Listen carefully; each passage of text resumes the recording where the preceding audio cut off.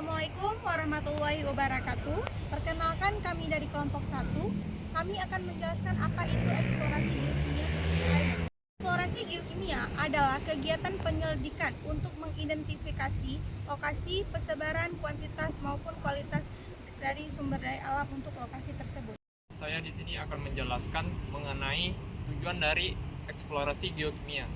Tujuan dari eksplorasi geokimia adalah bertujuan untuk mendapatkan endapan-endapan mineral baru dari mineral logam dengan menggunakan metode kimia. Metode tersebut menggunakan pengukuran sistematik satu atau lebih pada endapan batuan, air, udara, atau vegetasi.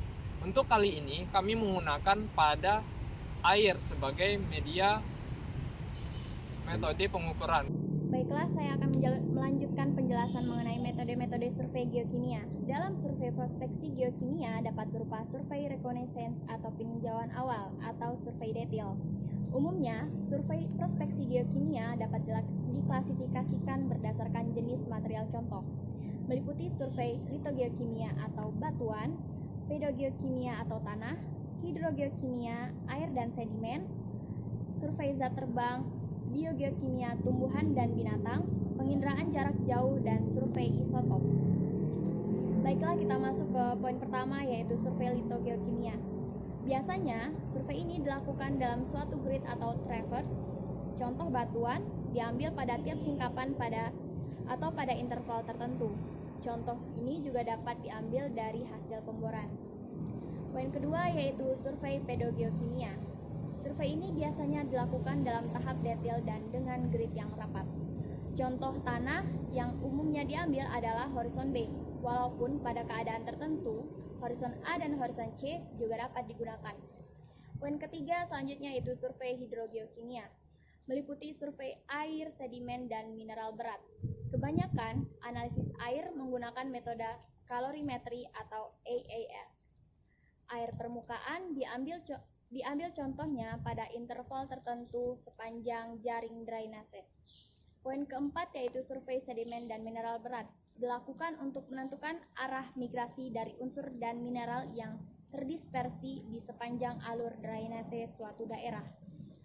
Selanjutnya yaitu survei zat terbang. Survei ini dilakukan terhadap gas-gas seperti H2S, SO2, dan lain-lain.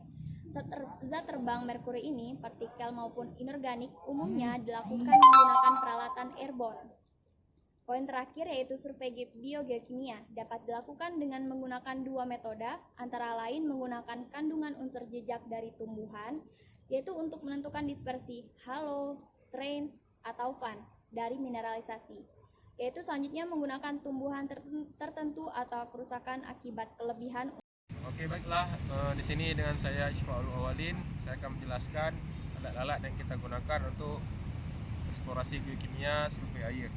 Yang pertama itu ada botol ukuran 600 ml yang kita gunakan untuk menampung sampel air yang kita ambil nanti. Kemudian ada alat tulis yang kita gunakan untuk mencatat hal-hal penting yang nanti di lapangan. Kemudian ada sarung tangan yang kita gunakan untuk menjaga kesterilan dari sampel air yang kita ambil nanti. Kemudian ada kertas label yang kita gunakan untuk mencatat koordinat dari titik sampel yang kita ambil nanti.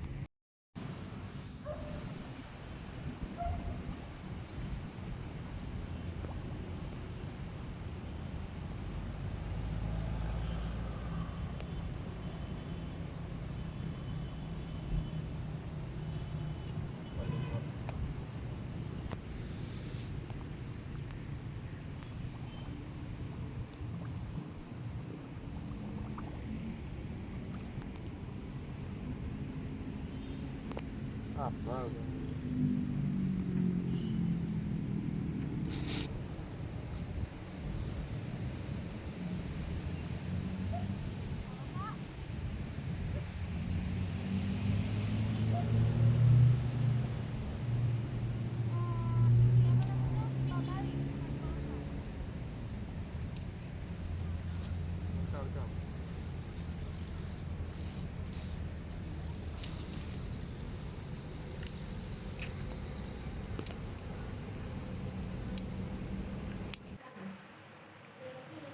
Kesimpulannya yaitu eksplorasi geokimia dapat diartikan sebagai penerapan praktis prinsip-prinsip geokimia teoritis pada eksplorasi mineral dengan tujuan agar mendapatkan endapan mineral baru dari logam-logam yang dicari dengan metode kimia. Metode tersebut meliputi pengukuran sistematik satu atau lebih unsur kimia pada batuan, sedimen, tanah, air, vegetasi, dan udara. Metode ini dilakukan agar mendapatkan beberapa dispersi unsur di atas atau di bawah anomali di bawah normal yang disebut anomali, dengan harapan menunjukkan mineralisasi yang ekonomis. Tujuan dilakukannya metode geokimia adalah yang pertama, menemukan dan melokalisir tubuh mineralisasi. Yang kedua, menentukan ukuran dan nilai dari tubuh mineralisasi. Yang ketiga, mengetahui adanya anomali unsur target, penyebaran kadar, indikasi mineralisasi, dan melacak batuan sumber. Adapun pemilihan metode geokimia yang ada didasarkan pada pertimbangan-pertimbangan sebagai berikut. Yang pertama, biaya. Yang kedua, tahap eksplorasi. Yang ketiga, karakter terrain atau permukaan. Yang keempat, target jenis mineral, ukuran, dan sejarah eksplorasi. Demikian yang dapat kami sampaikan. Lebih dan kurang kami mohon maaf. Wassalamualaikum warahmatullahi wabarakatuh.